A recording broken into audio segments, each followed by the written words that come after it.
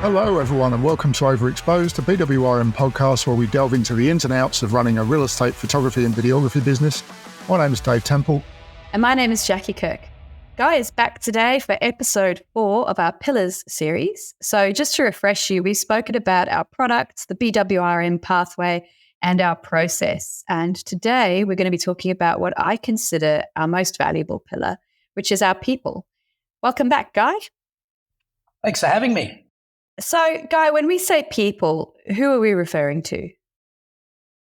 We're referring to the members, so the people on the ground doing the shoots, the people that work for them, and the people who do our post-production. So let's start with members. How many members do we currently have and where are they?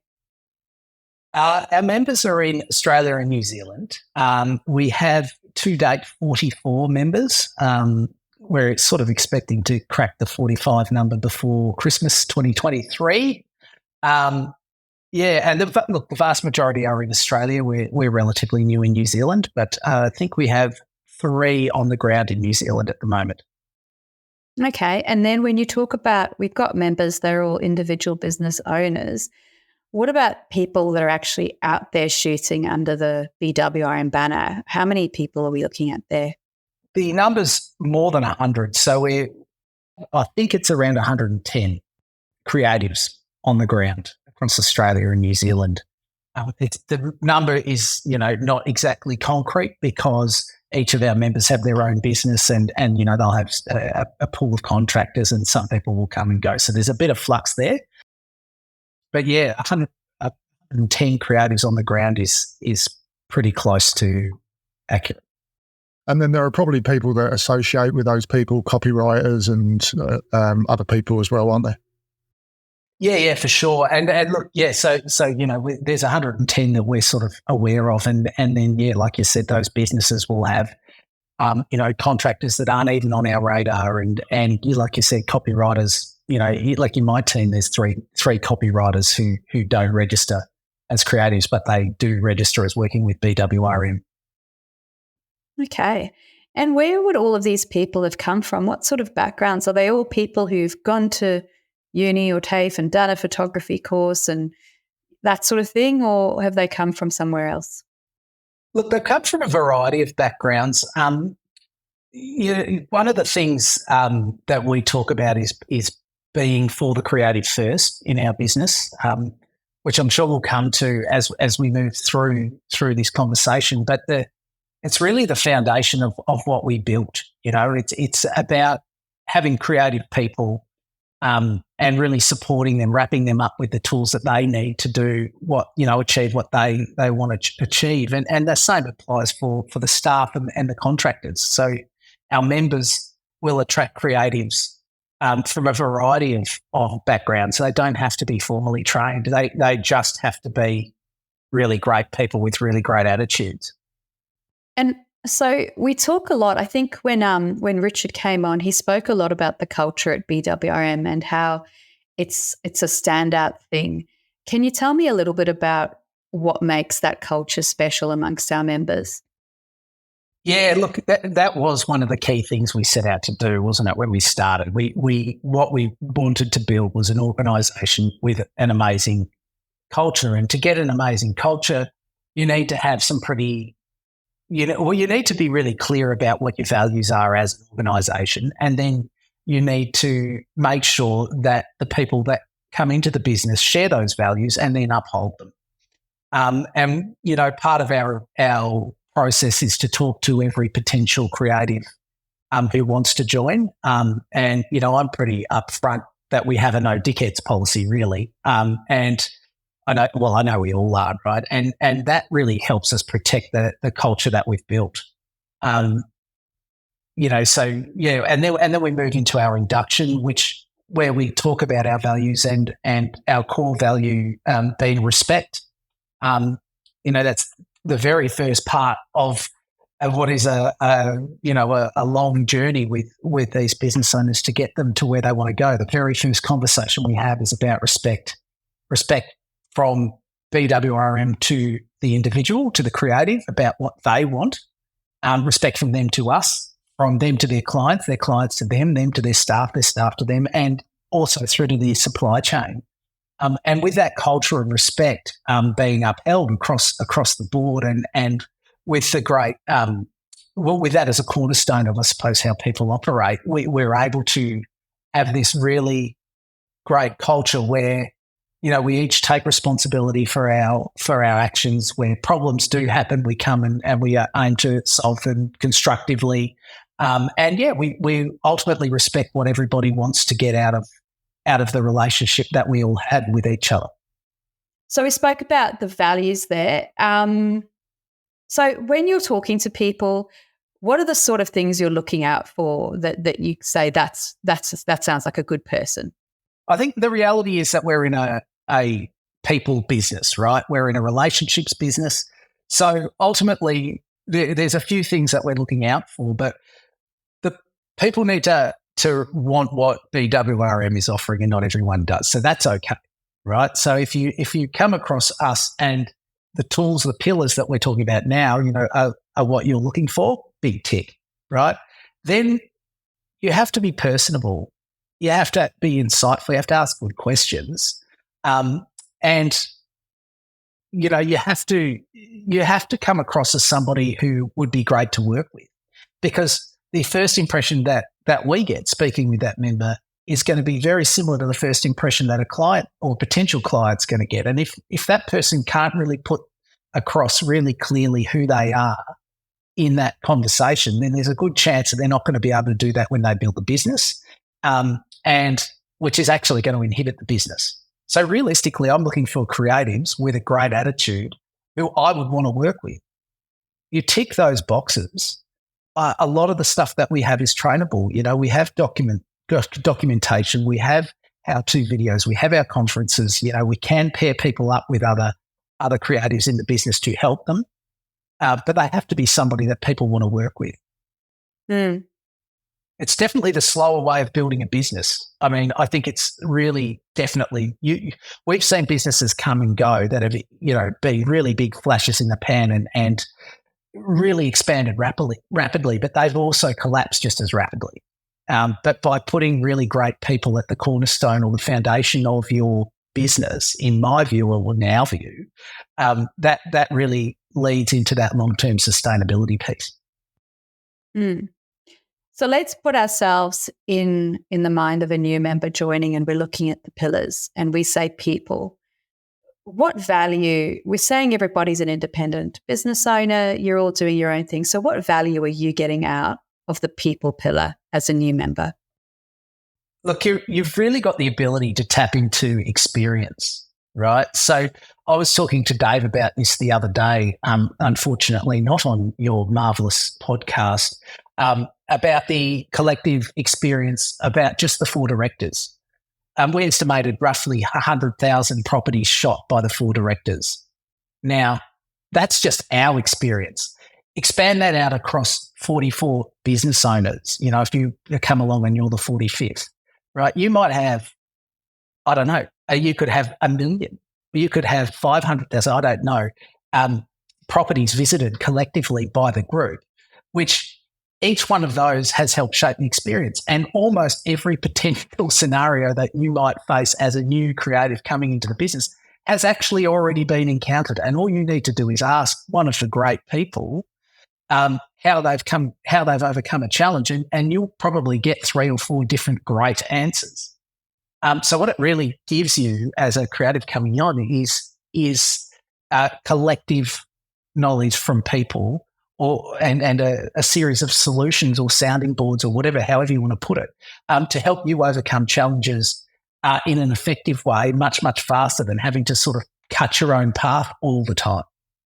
It's actually more than that, though, because although that is obviously a great thing, it's people's extra experience that also helps. We have people who were wedding photographers who bring experiences that they've gone through doing that kind of business. People who've, run as independents and decided to join BWRM who bring their knowledge. People who've run businesses that are completely unrelated to photography. There's so much of a wealth of experience. And because we're all communicating with each other all the time, we all learn those things. So there's a lot of value there. And I think it's also about the quality. And this goes back again to choosing good people to begin with. But, I'm in a number of global Facebook photographer groups, and you can ask a question on there and you'll get 10,000 responses, and some will be good and some will be terrible advice, but you just don't know if you don't know. Whereas the answers and the quality of advice that we get on our Discord, on our forums and our conferences, it's really good advice. It's realistic. It's local. It suits people. And I think that's specifically really good because we're all locked in to the same concepts, right? So we all are using the same portal. We are all shooting the same process. We're all on the same pathway, albeit to whatever point we want to get to. We're following the same processes. We're selling the same products. So it makes it really consistent, So what you're delivering to your clients, Jackie, is what I'm delivering to mine. So if I need to overcome a solution, your response is within exactly the same business framework as my own. And that's going to be the difference between those global forums where somebody might just, God knows what they're doing. I mean, you just don't know. Whereas you do know when you join us that everybody's pulling in the same direction. Yeah, the core principles are the same. So, for example, the shooting process is the same, which means you don't have those endless arguments about the best way to shoot because it's done. So then you can move on to the actual important stuff, which is how do you run a business more efficiently? Yeah, and even just like looking on our, we use Discord to chat. It's a really engaged community on there with every member's on there. I'm always at pains to tell people when they join because they really, everybody hears me talk about the culture, but I don't think anyone really believes me until they experience it.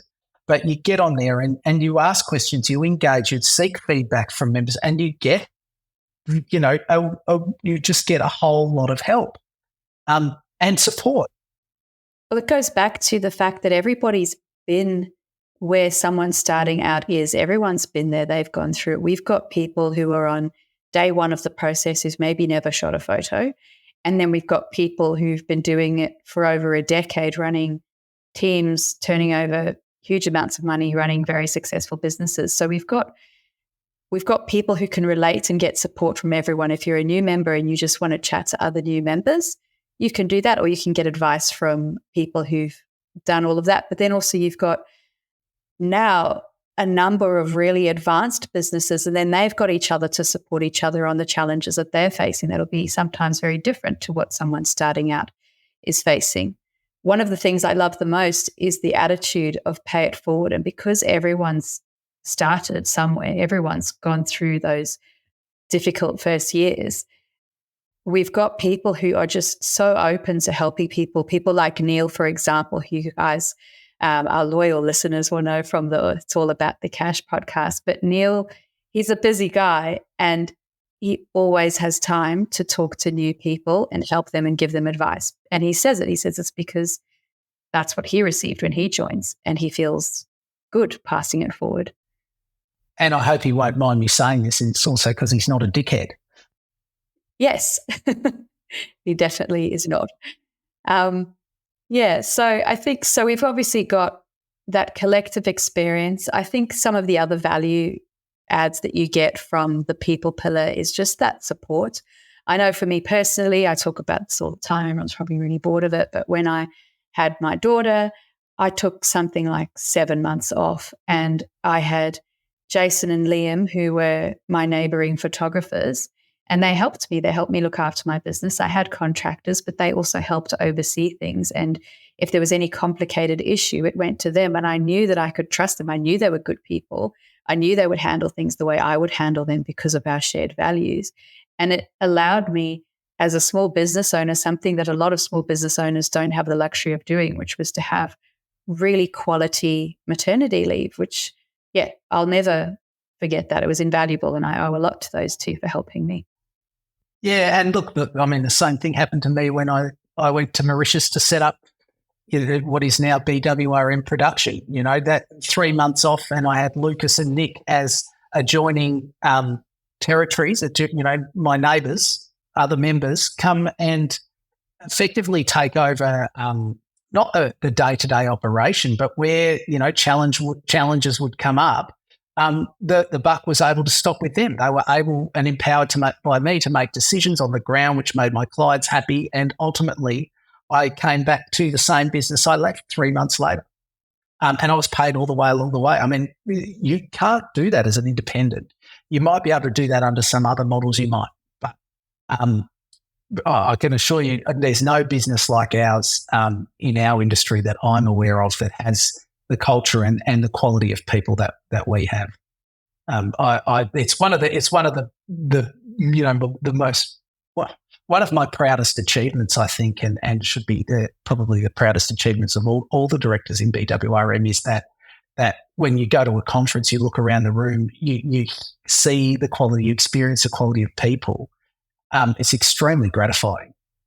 And not just that, but everyone's happy to be there.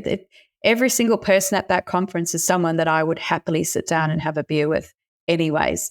They're people that are interesting, engaging, smart, good at what they do. They care about what they do. So it's that shared experience is really, I don't know, it's quite heartwarming. It sounds cheesy, but it really does make me quite emotional. We know it makes you an emotional guy because you tend to cry.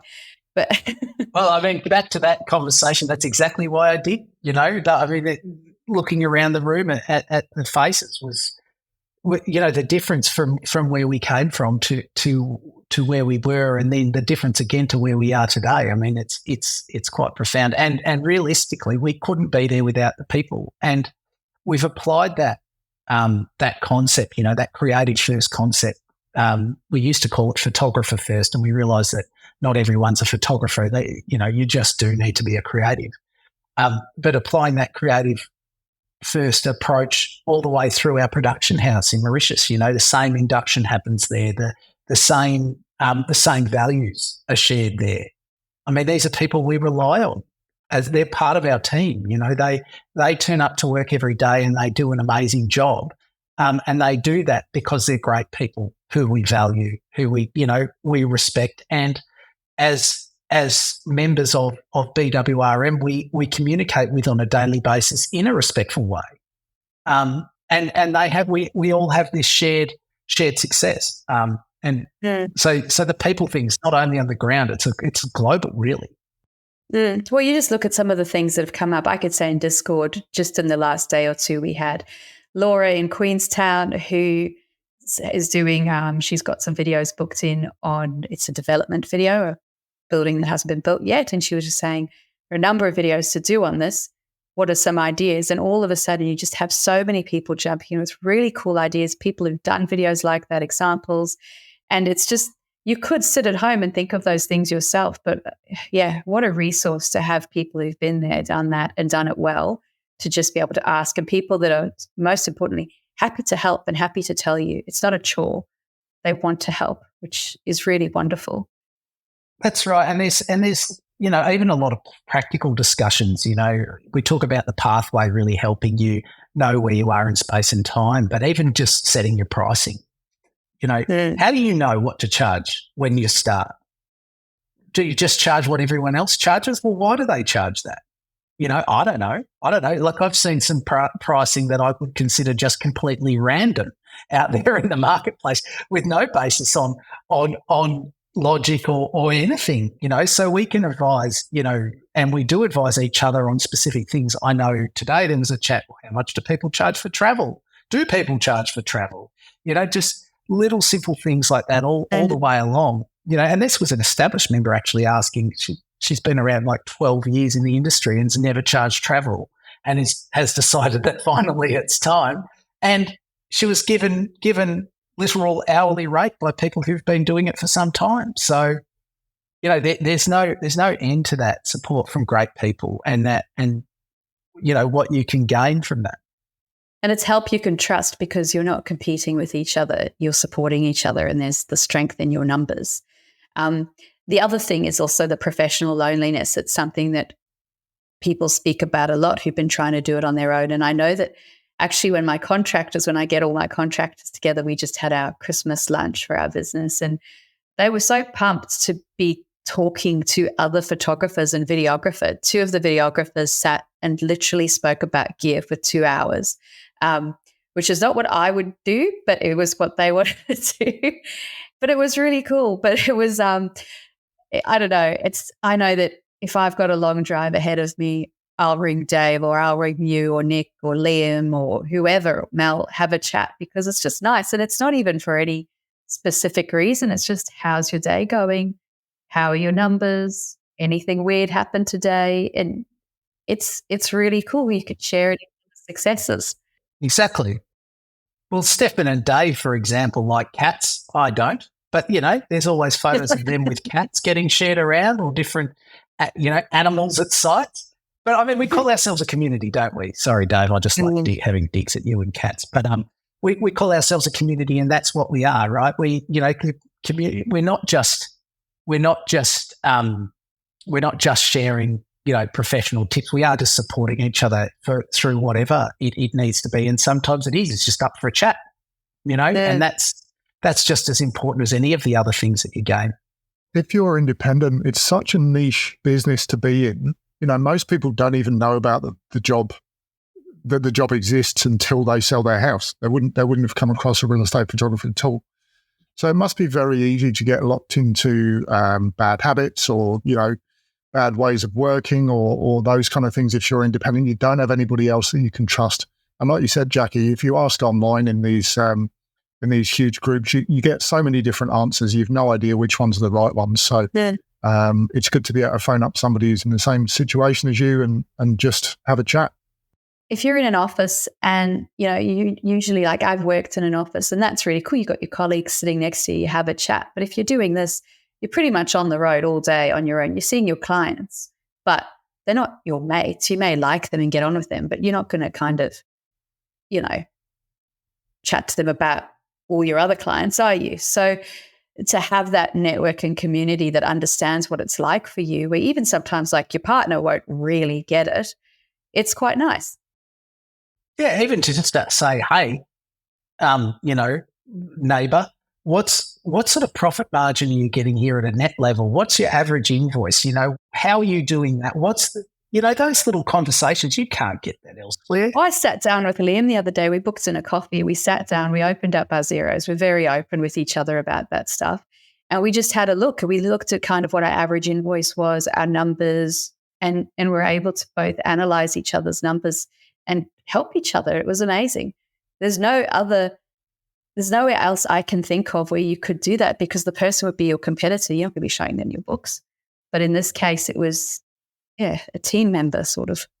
And that's probably another part that we haven't probably spoken about, which has been a concerted effort, I think, from the net effect of adding a business next door to an existing business and how that improves the development of that neighbouring business, how they can leverage, because we have great people, how they can leverage the reputation of the person next door, how they can leverage the quality of the product being produced by the person next door to help grow their business. And at the same time, they can support the existing business by, being able to contract to them to help them out or just give them a little bit of a hand or just be able to be that shoulder to lean on when they need. And if you look at, say, Canberra as an example, Mel's there. She's doing incredible work. Aaron has come along and he's an amazing person, great operator as well. He's building business in his own right. And he's also leveraging the work that Mel's done. And he also spent October supporting Mel in one of her busiest months she's ever had. So it's incredibly powerful to have. I do feel sorry for Catherine Coombs all the way up in Cairns, way out on her own. If we've got anyone in Far North Queensland listening, we could use some people. Catherine could use a hand, and we'd love some people in Far North Queensland. Get in touch. Yeah. Catherine's as close to our photographers in Auckland as she is to the photographers in Brisbane, I'm pretty sure. Something like that. So it's, but we are actively looking for people up there because, we know that that's important and that level of support, is a valuable part of the business. And she's getting as much remote support as we can give. But to have somebody nearby would just be that next level that would really, really give her, give her a whole lot more support, I suppose. So let's talk a little bit about how our people are able to engage with each other, the things that we do, because we see the value in this community. What are some of the things we do? We've obviously got our Discord forum, and for the non-gamers out there who might not know about Discord, it was originally a gaming platform, I think, messaging platform. We used to use WhatsApp, but what's wonderful about Discord is you can have forums, you can have things get saved. It's a lot more organized, and there's so much information that goes into there on a daily business and so much activity. To be able to categorize it makes it much easier for someone who just joins to go and find answers that they're looking for. So Discord's been awesome. I want to thank my husband, Andrew, for suggesting that, because it was his idea. So we've got Discord. We've got our workshops, Dave, which you and I are running. We've covered those a little bit in our past podcasts, but we basically have our new members workshop and our established members workshop. And that, again, is just places where we can have a bit more structure to really check in on how people's businesses are going and how they are going towards achieving their goals and where they are on the pathway. So in terms of the people element of the workshops, especially the new member one, what I really like is that, obviously we've got the process of getting people through them and establishing a business, but also what you find is that people engage with each other. They find someone who's a sort of a fellow traveler. It creates its own little networks in there where people start at the same time. They start talking to each other because they're still in the same phase of their business. And you find that when those people become established members, they're talking to each other, and, you create little groups of smaller networks around the country as well, which is really good. And of course, from my point of view, it's gratifying when people come in brand new without any business and not really knowing. And by the time they get out of the new member workshop, they're the ones that new people are looking at and thinking, well, they made it, so I can. So, it creates tutors and people to refer to later on. It's great. It does. And friends, Mel and Neil would not know each other, if it wasn't for their collective experience. They went through the new member workshop together. They're often sitting side by side at the conference, and I'm sure they chat, probably, if not weekly, every couple of days, and support each other, and they're doing that from different states or territories. Yeah, it makes it a lot more fun. And I think the established members workshop, what I've seen, and we've been going much towards a more workshop format when we don't have guest speakers, is again just capitalizing on that collective wisdom. That's how, if you've listened to the Tips and Tricks podcast, that came out of the established members workshop. We sat down and we said, guys, what are some of the things that have made your life easier in doing this? And there were all sorts of wonderful ideas that came out of that. So, the workshops are amazing. And then we've got our conferences, which I really enjoy these. So, Guy, if what would someone expect from one of our BWRM conferences? Well, I think really tailored content. We all operate in this business, right? We all know what has to be done on the ground because we do it, right? And so we provide, and we also see the overall data. So we see how businesses are going, where their struggling points might be. We've got an eye on trends. We're looking at all sorts of things, and then we're trying to bring that together in a really star-focused conference. We've been through understanding your personality type, changing or understanding your communication style, and then the communication style and personality type of the person you're talking with, so you can adjust the way you communicate to better influence them in sales, for example. Or there's how to shoot, basics of video, advanced video, just setting your pricing for profitability, even just talking about marketing challenges that real estate photographers in Australia have because of our sizing compared to the US market. But it's specific high quality stuff. And then, we're delivering that with a range of professionals and people from within our community as well who are exceptional at what they do, which is probably a really good point because, Lucas, for example, has spent a lot of time really lifting the game on video. And he's done that at his end. And then he's worked really hard with the editing team to get the result that he's looking for, which he was then able to take to the conference and train people. And then our video product just lifted, it just jumped to a new level.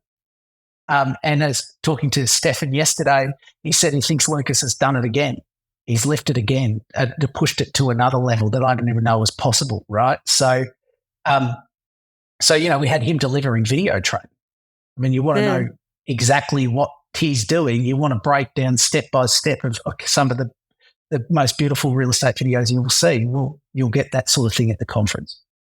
And so the conference is usually held over 2 days in Australia, but I think we're not close to the idea of having them in New Zealand if we had enough members on.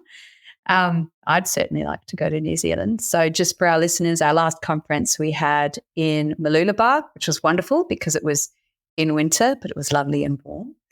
Over 2 days, we always have a nice big dinner for everyone, and it's, a lot of fun.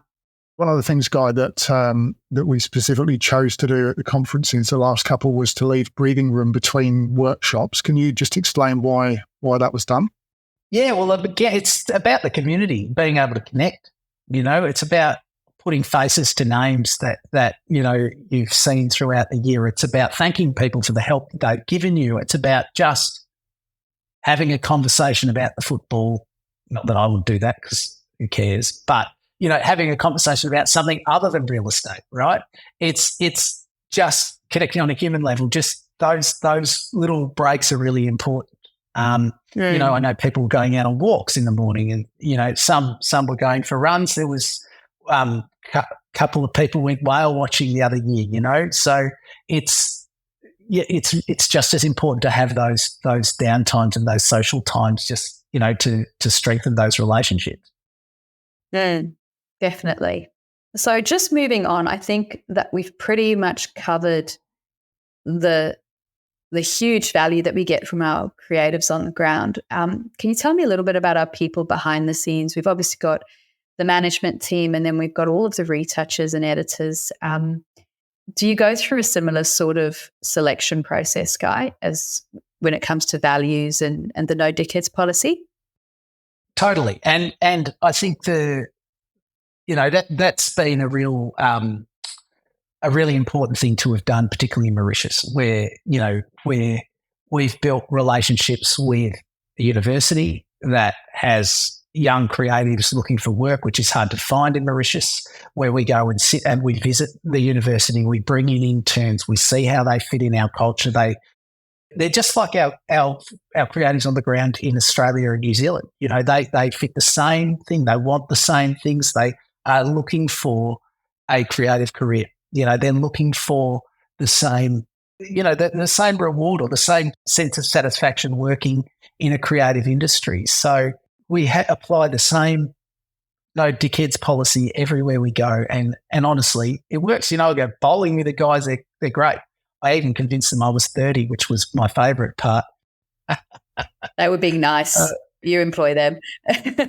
Yeah. Did you actually convince them that raises some questions? I don't know about that. I think we had a really lovely experience that is a good example of that recently when we hired our new in-house social media manager.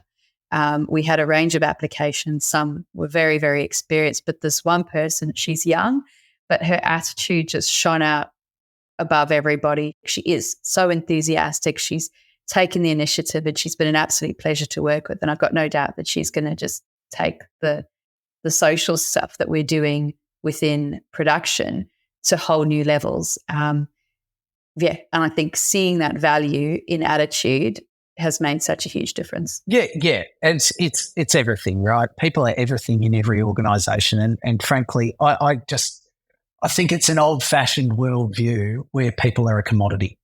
I don't treat people like that. I don't think none of us do. I think we've been in poor business models where it hasn't factored in people, and ultimately has led to, and I know we've talked about before, an unsustainable environment that doesn't work in the long term. And so not only by putting people first, by getting the business model right, by ensuring you get great people, not only do you build a great business, you build a sustainable business long term that's a pleasure to be involved in. Yeah. And that's what we wanted to do. And again, I feel really proud that we've achieved that, or we're certainly on the road to continuing to achieve that. I know we've got big goals and big dreams for what we think this business can be, and realistically, we've only just started. I recently had dinner with a friend of mine who works for a very large real estate website, and he was just talking about how they know, even though so much is automated and there's so much tech out there, that the one thing that you just can't replace is that soft touch on the ground. And how when you're selling a house, when you take it back to what we're actually doing, when you're selling a house, how stressful that process can be and how many moving parts there are and how emotional it often is. There's just no replacement for that person on the ground that cares and makes that experience just a little bit better. You can automate so many things. You can have online auctions and whatever. But when it comes to just making people feel a bit more comfortable and a bit more at ease in possibly some of the most stressful moments of their life, there's no replacement. No, that's exactly right, Joe. I mean, and that's, not only are we looking for, when we have those initial conversations, people that we want to work with, we're looking for people that other people will want to work with, and people that have that degree of emotional intelligence, people who can assess a situation and not put their foot in their mouth, that know when to ask questions and know when to shut up.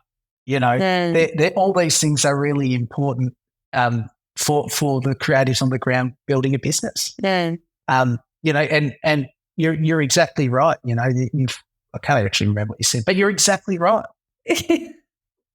It's the care factor above all. That's the one. And I think we look for people with the care factor. We look for people with the care factor because they're the most likely to succeed, and we don't succeed if our members don't succeed. But that care factor also then translates into everything else within our community. I genuinely care that Dave's had his best month ever. Like I'm interested in how he's doing, not just how I'm doing. And same as like when I see how well Mel's done, like it brings a tear to my eye. Like I'm just so proud of our people and how good they are and how well they've done. And we've been with them every step of the way, watching them overcome all these challenges, and to just watch them succeed. It's the most fulfilling part of my job. Like, yes, we take nice pictures of houses and we help our clients, but hands down, watching our people succeed is what gets me up in the morning. Yeah, and look, I'm going to do a straight up pitch. If you're listening now and you're working for a big company and you're just being treated as a commodity, imagine the difference if all that effort and all that care and all of that stuff that you give to that company actually came back as a reward to you. Imagine the difference in your life. Imagine what that would feel like, that care that's taken for granted by potentially taken for granted where you work now. Imagine if that translated directly to benefit to you. I mean, that's the environment that we've created. And we're seeing people who've done that, who've left some big organisations in our industry and have come, they know what to do. They've come here and they're building their own, they're building their own thing. They're building value for themselves and their families, and they're really getting themselves to a place that they never could have got to in the organisation that they've left. So, I'd say if you've made it this far in the podcast, hit the book a call button on the website and let's have a chat. Guy, thank you so much for coming on to talk to us about our fourth pillar, people. We've only got one pillar to go, everybody, so tune in for the next one, which will be Portal. If you've been enjoying the podcast, please show us some support by liking or subscribing. Otherwise, we'll catch you next time. Bye. Thanks for having me. See you, Guy.